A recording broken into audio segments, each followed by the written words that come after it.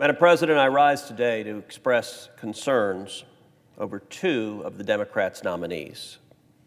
There have been a number of questionable nominees put forth by this new administration, but these two nominees may be the two most radical nominees put forth. First, I'd like to talk about Vanita Gupta. Today, we are set to vote on discharging Vanita Gupta's nomination out of the Judiciary Committee. Because Ms. Gupta could not garner a majority vote in the committee on moving her nomination forward to the full Senate. The Judiciary Committee is deadlocked, and for good reason. This nominee's record is that of an extreme partisan ideologue.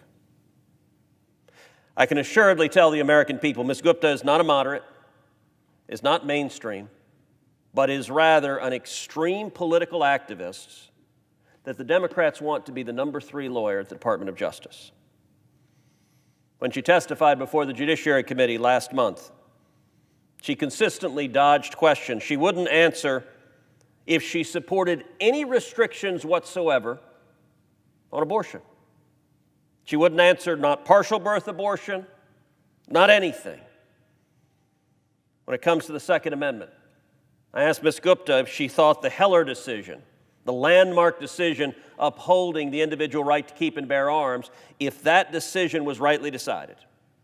She refused to answer that question.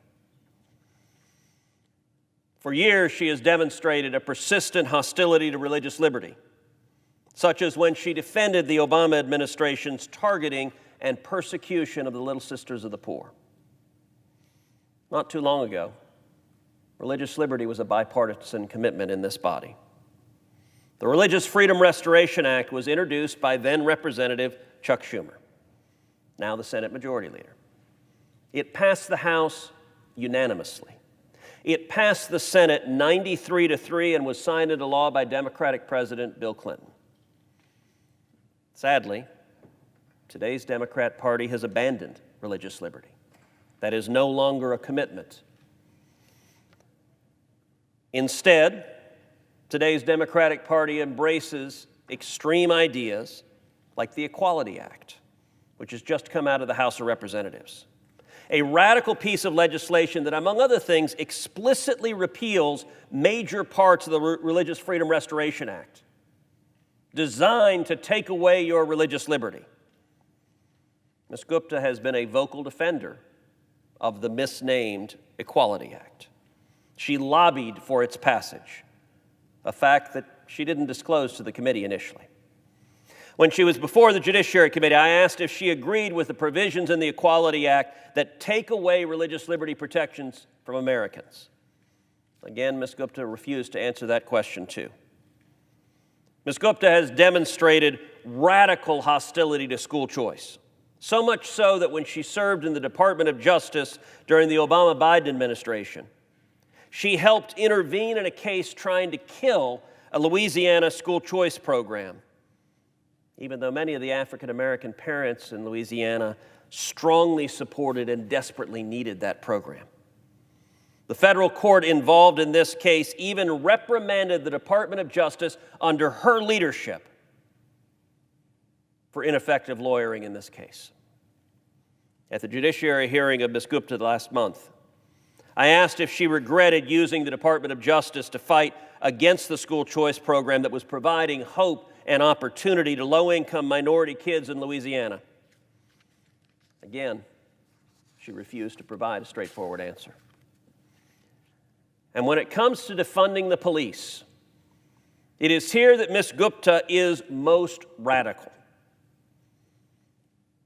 Last year, Ms. Gupta, in a written filing with this Senate, encouraged Congress to, quote, re-examine federal spending priorities and shrink the footprint of the police and criminal legal system in this country. She also encouraged reallocating resources, writing, quote, some people call it defunding the police. Other people call it divest, invest. But whatever you call it, if you care about mass incarceration, you have to care about skewed funding priorities. Now, these weren't Ms. Gupta's college writings. These weren't scribblings on a Post-it that she made somewhere. These statements were from last year, submitted to the United States Senate, and on their face and unequivocally advocate for defunding the police. There's no question on her record that Ms. Gupta is a hard-left partisan radical whose beliefs don't align with the majority of the American people. So why are Democrats so hell-bent on making sure she gets confirmed? Two reasons. Reason number one, headlines. Democrats care so deeply about looking good in the press, they continue to press through partisan bills and partisan activists for adulation by an adoring media. Reason two, today's Democrats are beholden to the far-left voices in their party, and they're fulfilling campaign promises that they made to the radical left. That's why they nominated Ms. Gupta. And that's why they broke Judiciary Committee rules to move forward her nomination. Rule 4 of the committee preserves the rights of minority members to speak before a vote. It only allows for stopping debate and bringing a matter to a vote if a majority of the committee agrees, including at least one member of the minority party. But the Democrats didn't have a majority. If they had tried to bring a matter to the vote under the rules, the vote would have failed. So instead, Chairman Durbin unilaterally silenced and stopped a member of the committee from speaking mid-sentence and forced a vote. He did so in flat-out violation of the rules, without even a pretense of a justification under the rules. The chairman knew that this was an abuse of power. Every Democrat on the committee knew it was abuse of power. It was an abuse of power that had never been done against them when Republicans had the gavel for 6 years. But today's Democrats are about power. So if the rules stand in the way, to heck with the rules, ignore them. That's what Senate Democrats did on the Judiciary Committee. I also want to talk about Kristin Clarke, who has been likewise nominated to a senior position at the Department of Justice. Like Ms. Gupta, Ms. Clarke's record is that of an extreme radical. Last year, she wrote an op-ed in Newsweek entitled, "I prosecuted police killings. Defund the police, but be strategic." In that op-ed, Ms. Clarke wrote about the protests that erupted last year and stated, quote, "Into that space has surged a unifying call from the Black Lives Matter movement. Defund the police." Now, like Ms. Gupta, she tried to run away from her record. At the prompting of Senate Democrats, at the prompting of Chairman Durbin, Ms. Clarke said, no, I don't support defunding the police. She said, it was just the headline of the article. I didn't write the headline. Ms. Gupta did the same thing. Both of them were instructed by their handlers, backpedal as quickly as possible from your repeated explicit advocacy in writing. So Ms. Clarke says she doesn't support defunding the police. Well, yesterday, when Ms. Clarke came before the Judiciary Committee, I asked her straightforward if she still thinks, quote, defund the police is a unifying call. That's what she wrote. Not 10 years ago, not 5 years ago, last year. She wouldn't answer the question. Instead, she just repeated her talking points. I do not support defunding the police. As I told Ms. Clarke yesterday, that claim is objectively ridiculous.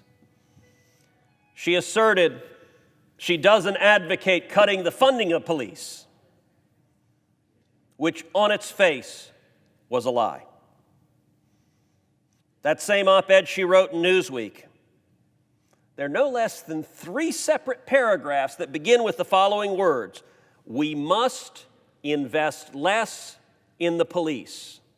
3 paragraphs in a row.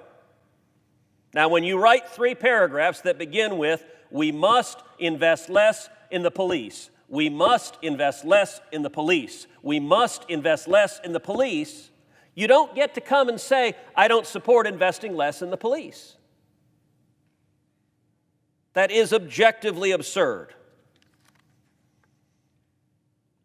But sadly, it's even worse. Not only is Ms. Clarke an extreme advocate for defunding the police, but she has a history of not just excusing, but celebrating murderers who have murdered police officers. It's been widely reported that in college, Ms. Clarke helped organize a conference with speakers who referred to convicted cop killers as political prisoners. This included Mumia Abu-Jabal, who murdered a Philadelphia police officer, and Assata Shakur, who was convicted of murdering a New Jersey state trooper, escaped from prison, and is on the FBI's most wanted list. Multiple speakers at the conference thanked Ms. Clarke by name for inviting them to speak. And now the Democrats want Ms. Clarke to head the Civil Rights Division of the Department of Justice. Madam President, I ask you the question that I asked Ms. Clarke yesterday. What's a police officer in Philadelphia watching the proceedings before this body, or a police officer in New Jersey watching C-SPAN today, what are they supposed to think about the Democrats nominating someone to a senior position at the Department of Justice, knowing that this individual participated in a conference celebrating and lionizing cop killers who murdered a Philadelphia cop and murdered a New Jersey state trooper? How should a police officer today react to that news?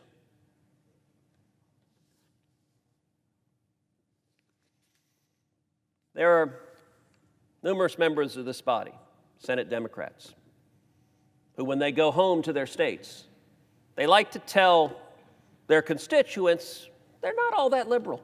They're really quite reasonable. They're really quite moderate. Well, the nice thing about politics is that actions speak much more loudly than words. These two nominations, Ms. Gupta, which we have before us right now, and Ms. Clarke, which I expect we will have before us relatively soon, are two of the most radical nominees ever to be put forward. Indeed, you could call the two of them the radical twins. They are zealots, they're ideologues, and they both are leading advocates for abolishing the police. I say to my Democratic friends, this is a 50-50 Senate. That means just one of you, just 1 out of 50, could say, okay, enough is enough. How many Senate Democrats have gone home and said, I don't support abolishing the police? Quite a few Senate Democrats, I suspect, are telling their constituents back home that they don't support abolishing the police. Well, today you've got to vote. Because, Madam President, I tell you, if you as a senator vote to convict the radical twins, both of whom are among the leading advocates for abolishing the police, your constituents back home will know exactly where you stand on abolishing the police. You don't get to put radicals who want to abolish the police in the top positions of the Department of Justice and claim you oppose abolishing the police. You know, President Obama nominated for a senior position in the Department of Justice another lawyer who had celebrated and defended a cop killer, who had lionized a cop killer. And this body, in one of the few instances, decided that was too much, that was too far, and they were not going to confirm that lawyer. Unfortunately, the Democratic Party has changed. The Democratic Party today is radicalized. They hate Donald Trump. Now, I understand Donald Trump is a unique character. I understand that his existence and every word he uttered enraged Democrats. But they've emerged from 4 years of the Trump administration more radical than any majority party in this body ever has been. There are quite a few Democrats who, when they're at home, like to pretend otherwise. Today is a perfect opportunity to demonstrate that that pretense is not mere empty words. But in fact, if you don't support abolishing the police, then don't support abolishing the police. And if you don't support celebrating cop killers, then don't confirm people who have celebrated cop killers to senior positions in the U.S. Department of Justice. I yield the floor.